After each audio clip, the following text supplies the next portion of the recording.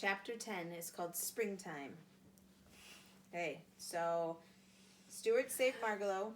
Margalo saved Stuart. They're even now, right? Yeah. Snowbell the cat enjoyed nighttime more than daytime. Perhaps it was because his eyes liked the dark, but I think it was because there are always so many worthwhile things going on in New York at night.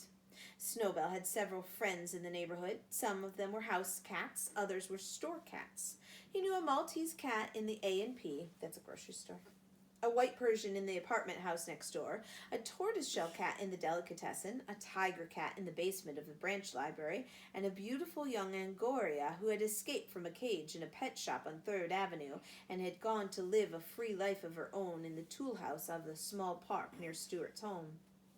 One fine spring evening, Snowbell had been calling on the Angora in the park. He started home late, and it was such a lovely night that she said she would walk along with him to keep him company. When they got to Mr. Little's house, the two cats sat down at the foot of a tall vine which ran up the side of the house past George's bedroom. This vine was useful to Snowbell because he could climb it at night and crawl into the house through George's open window. Snowbell began telling his friend about Margalo and Stuart. "Goodness," said the Angora cat. "You mean to say you live in the same house with a bird and a mouse and you don't do anything about it?"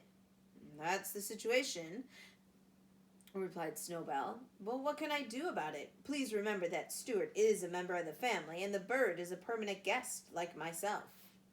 "Well," said Snowbell's friend, "all I can say is you've got more self-control than I have." "Doubtless," said Snowbell. "However, I sometimes think I've got too much self-control for my own good.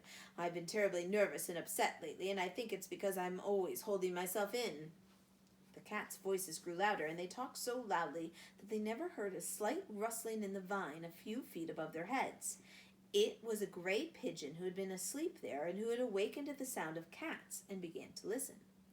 "This sounds like an interesting conversation," said the pigeon to himself. "Maybe I'd better stay around and see if I can learn something."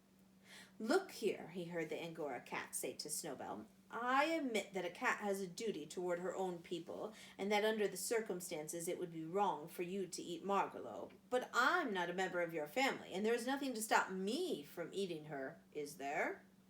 "Nothing I can think of offhand," said Snowbell. "Then here I go," said the Angora, starting up the vine. The pigeon was wide awake by this time, ready to fly away, but the voices down below continued. "Wait a minute," said Snowbell. "Don't be in such a hurry. I don't think you better go in there tonight." "Why not?" said the other cat. "Well, for one thing, you're not supposed to enter our house. It's unlawful entry, and it might get into trouble." "I won't get into any trouble," said the Angora. "Please wait till tomorrow night," said Snowbell firmly. "Mr. and Mrs. Little will be going out tomorrow night, and you won't be taking such a risk. It's for your own good I'm suggesting this." "Oh, all right," agreed the Angora. "I guess I can wait. But tell me where I'll find the bird after I do get in." "That's simple," said Snowbell. "Climb this vine, enter George's room through the open window, and then go downstairs and you'll find the bird asleep in the Boston fern on the bookcase."